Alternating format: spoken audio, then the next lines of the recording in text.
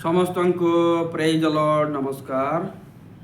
ମୁଁ ଆଜି ଉପଦେଶକ ଏକ ପର୍ବ 2 ଏବଂ 3 ପଢ଼ିବି ଆଉ 4 ପଦ ମଧ୍ୟ ପଢ଼ିବା। ମୁଁ ପଢ଼ୁଛି, ଦେଖନ୍ତୁ। ଉପଦେଶକ ଏକ ପର୍ବ 2, 3, 4। ଉପଦେଶକ କହୁଅଛନ୍ତି, ଅସାର ଅସାର ଅସାର ଅସାର ସକଳ ହିଁ ଅସାର। ମନୁଷ୍ୟ ସୂର୍ଯ୍ୟ ତଳେ ଯେ ପରିଶ୍ରମରେ ପରିଶ୍ରାନ୍ତ ହୁଏ, ତାହାର ସେହି ସବୁରୁ କି ଲାଭ? ଏକ ପୁରୁଷ ବହିଯାଏ ଓ ଅନ୍ୟ ପୁରୁଷ ଆସେ, କିନ୍ତୁ ପୃଥିବୀ ସଦାକାଳ ଥାଏ। ଆସନ୍ତୁ ଏହି ବିଷୟରେ ଆଲୋଚନା କରିବା ପୂର୍ବରୁ ପ୍ରାର୍ଥନା କରିବା। ଧନ୍ୟବାଦ ପ୍ରଭୁ, ସୁନ୍ଦର ସମୟ ଦେଲ। ଏହି ସୁନ୍ଦର ସମୟରେ ପ୍ରଭୁ ତୁମର ଉଦ୍ଦେଶ୍ୟ, ବାକ୍ୟ ଏବଂ ନିଜ ବିଷୟରେ ଚିନ୍ତା କରିବା ପାଇଁ ଆମକୁ ସାହାଯ୍ୟ କର। ପ୍ରାର୍ଥନା ଯୀଶୁଙ୍କ ନାମରେ ମାଗିଲୁ, ଆମେନ୍। ପ୍ରିୟ ଭାଇ ଭଉଣୀମାନେ, ପ୍ରଭୁଙ୍କର ଦାସମାନେ, ଆମେ ଜଗତରେ ଯେତେବେଳେ ବଞ୍ଚୁଛୁ, ଏଇଟା ବେଶୀ କଷ୍ଟ ବିଷୟ ଆତ୍ମିକ ହେବା ପାଇଁ। ଆମେ ସବୁବେଳେ ସମାଜରେ, ପାରିବାରିକ ଜୀବନରେ, ଲୋକ ଗହଳିରେ ବାସ କଲୁ। ଯେଉଁ ଗହଳି କି ଯେଉଁ ଲୋକମାନେ ସବୁବେଳେ ନିଜର ଶାରୀରିକ, ସାମାଜିକ, ଆର୍ଥିକ ବିଷୟ ଚିନ୍ତା କରନ୍ତି, ଆମ୍ଭେମାନେ ସବୁବେଳେ ସେମାନଙ୍କ ମଧ୍ୟରେ ବାସ କରି ଆମ୍ଭେମାନେ ମଧ୍ୟ ଭୁଲି ଯାଉ ଆତ୍ମିକ ହେବା ଦରକାର, ପ୍ରଭୁଙ୍କୁ ଭୟ କରିବା ଦରକାର। ଏଇଟା ଆମେ ଭୁଲି ଯାଉ। ମୁଁ ଆପଣମାନଙ୍କୁ ଏହା କହିବାକୁ ଚାହେଁ, ଆମେ ଆଜି ବହୁତ ବିଷୟରେ ବ୍ୟସ୍ତ ଅଟୁ।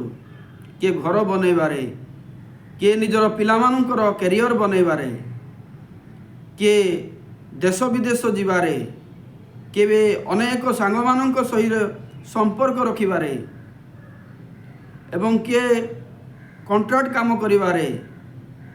ଅନେକ ଲକ୍ଷ୍ୟ, ଅନେକ ଉଦ୍ଦେଶ୍ୟ ମଣିଷର ଥାଏ। MP, ML କେତେ କାମ କରନ୍ତି, କେତେ ବ୍ୟସ୍ତ ହୁଅନ୍ତି।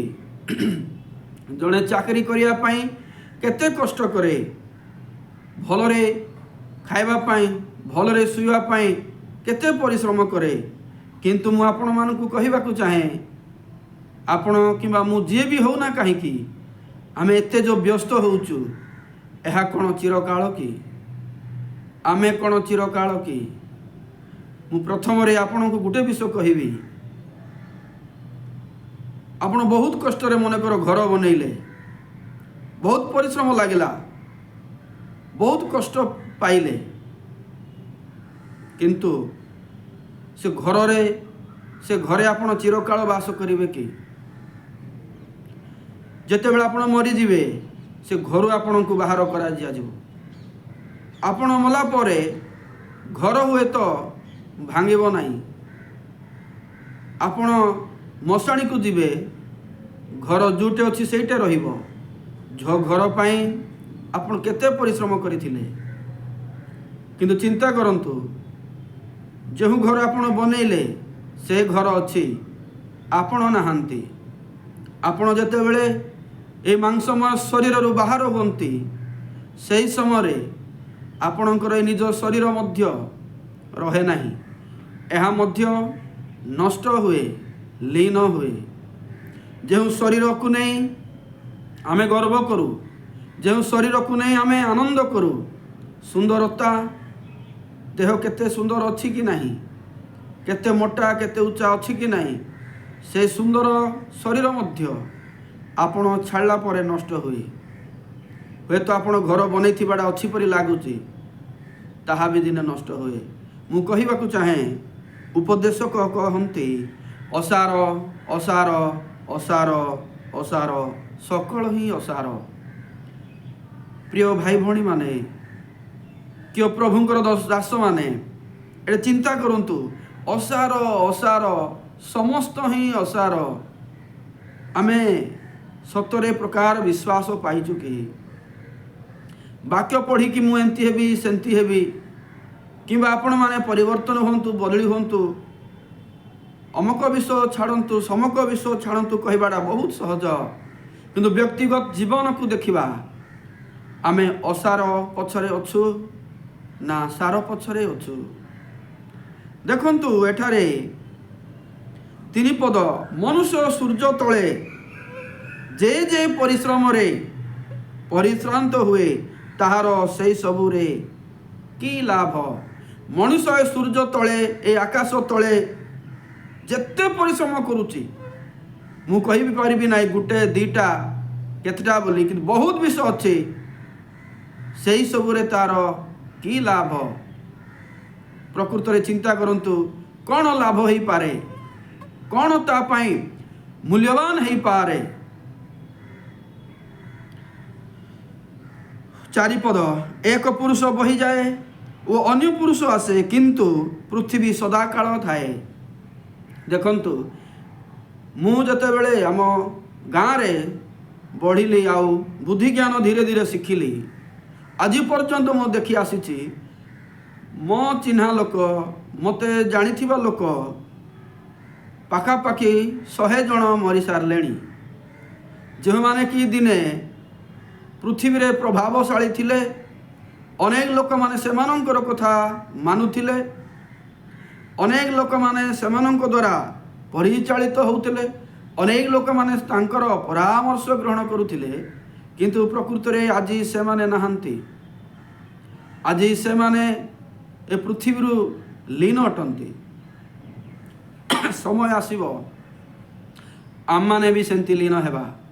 आज आमे हुए तो देश विदेश बुलुचु, अनेक लोक संगरे हमर संपर्क अछि जहाँकि हमर हाथ अछि बोली आमे कहि थाई पारू।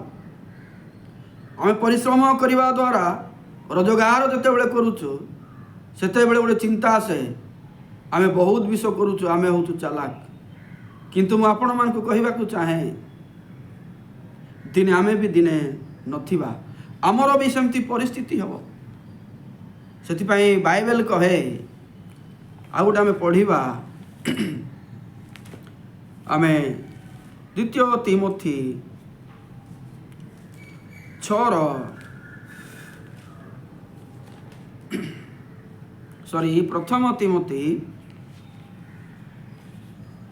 प्रथम तिमोथी 6 7 एवं 8 एठारे प्रकार लेखा अछि। कारण आम्भे माने जगत को किछि आनी नाहु पुणी एठारो किछि घेनी जाई न पारू। चिंता करंतु केमतिकार पद आमे जगत को किछि आनी नाहु एवं ए जगतर मध्य किछि घेनी जाई न पारू। एटा समस्त विश्वास कले मध्य ग्रहण करिया को कष्ट। आमे सते जेपरि बहुत विश्व करिया पई जन्म हेचु, बहुत नाम कमेबा को जन्म हेचु, समाज रे प्रतिष्ठित व्यक्ति हेबा को जन्म हेचु, एमती आमे भाबुचु।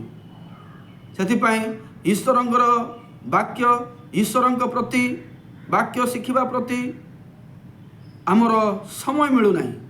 आमे अनेक समय कही थाउ आज्ञा समय हेउ नाही, मु बेसी व्यस्त अछि, कौन करिबी, पिला छुआ परिवार तो देखा हम। ए प्रकार कही कही आमे निजको ठकी थाउ। बाइबल लेखा अछि आमे जगत को किछि आनी नाहु पुणी एठारो किछि मध्य घेनी जाई न पारू। चिंता करंतु प्रिय भाई भणी माने, प्रभुंकर दास माने, एणु अर्ण वस्त्र थिले आम्भ मानकर यथेष्ट। अर्ण वस्त्र थिले आम मानकर यथेष्ट। आपण अनुभव करती अर्ण वस्त्र मो पाई यथेष्ट। आपणकर पिला बेंगलोर, चेन्नई, भारत बाहर, ओडिशा बाहर जीवा उचित पढ़िबा पाई, आउ गाँ लोक ठारू अधिक उन्नत हेबा दरकार, नाम सृष्टि हेबा दरकार। आम एमतिकार दुनिया रे बास करूछु जो दुनिया की एमती ही विश्व हमको शिखाइब। सब बेले जगत पछरे जीवा पाई प्रेरणा देव, जगतर मोहमाया को निजर करिया को शिक्षा देव। जगतर मोहमाया कहिले खाली मद पीवा, व्यभिचार करिवा, कदाचार रे बंचिबा ताहा नुहे। निजको प्रतिष्ठित करिया पाई ନିଜକୁ ଦିନେ ଉତ୍ତମ ସୁବିଧାବାଦୀ ଏବଂ ସୁଖଦାୟକ ଜୀବନରେ ଦେଖିବା ପାଇଁ ଚେଷ୍ଟା କରିବାଟା ମଧ୍ୟ ବୁଝାଏ। ମୁଁ ଆପଣଙ୍କ ଠାରୁ ଶ୍ରେଷ୍ଠ ବୋଲି କହୁନାହିଁ, ମୁଁ ନିଜକୁ ମଧ୍ୟ ସଚେତନ କରେ। ମୁଁ ପ୍ରକୃତକୁ ଜଗତକୁ କିଛି ଆଣିନାହିଁ, ଜଗତରୁ କ'ଣ ନେବି? ମୁଁ ଜଗତକୁ ଯଦି କିଛି ଆଣିନାହିଁ, ମୁଁ ଜଗତରୁ କ'ଣ ନେଇପାରିବି? ତେଣୁ ପାଉଲଙ୍କ ଭାଷାରେ କେତେ ମୂଲ୍ୟବାନ ବିଷୟ ଅଛି। ଅର୍ଣ୍ଣବସ୍ତ୍ର ଥିଲେ ଆମମାନଙ୍କର ଯଥେଷ୍ଟ। ଅର୍ଣ୍ଣବସ୍ତ୍ର ପ୍ରତ୍ୟେକ ଘରେ ଅଛି, କିନ୍ତୁ ଲୋକମାନେ ଅର୍ଣ୍ଣବସ୍ତ୍ର ଦ୍ୱାରା ଯଥେଷ୍ଟ ନୁହନ୍ତି। ଅର୍ଣ୍ଣବସ୍ତ୍ର ଅଛି ସେଥିରେ ଖୁସି ନୁହନ୍ତି। ତାଙ୍କର ଅନେକ ସ୍ୱପ୍ନ ଅଛି, ସେ ସ୍ୱପ୍ନ ପ୍ରକୃତରେ ସଫଳ ହେଇନାହିଁ। ବାଇବେଲ କହେ ମନୁଷ୍ୟ ନିଜର ପ୍ରାଣବାୟୁ ଶ୍ୱାସବାୟୁ ଅଟକାଇ ପାରିବ ନାହିଁ, ତାର ଅଧିକାର ନାହିଁ। ମଣିଷ ଜାଣେ ମୁଁ ଆଜି ମରିବି, ମୋର ଶେଷ ଅବସ୍ଥା ଆସେ। ସେହି ସମୟରେ ମଣିଷ ବହୁତ କଷ୍ଟରେ ମୃତ୍ୟୁବରଣ କରେ। ସେ ଜାଣେ ମୁଁ ପ୍ରିୟଜନଙ୍କୁ ହରେଇବି, ସେ ଜାଣେ ମୁଁ ଆଜିଠାରୁ ଚାଲି ଯାଉଛି।